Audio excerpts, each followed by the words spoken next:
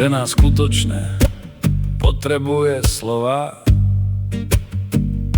slova od muža, ktorý ju úprimne ľúbi. Od nich sa sladko točí hlava a tajú v jej srdci ľady. Slová lásky nie sú luxus ani rozmar, ale tiché svetlo, čo hreje v nepohode. Zašepkaj ich ako jemný Vánok, sú drahšie ako zlato a med.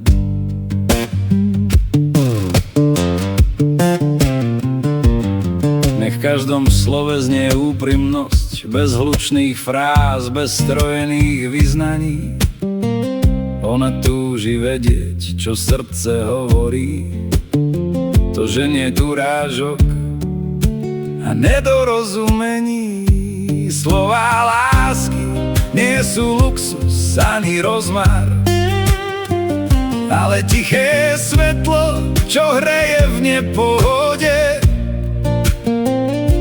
Zašepkaj ich ako jemný Vánok, veď sú drahšie ako zlato a med. Pre muža je dôležité v tichu vypestovať ten dávny dar, večný koreň vyznania. Cez vrstvu krívd, čo nedali žiť,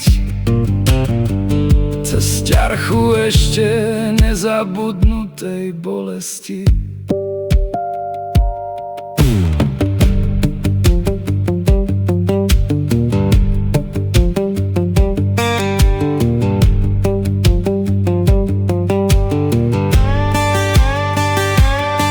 Povedz jej, ako veľmi ti chýba, ako bez nej pusne celá planéta.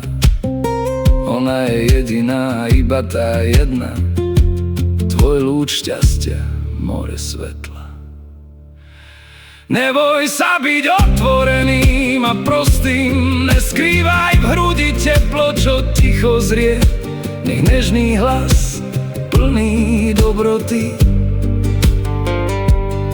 v jedinom slove dušu zahreje.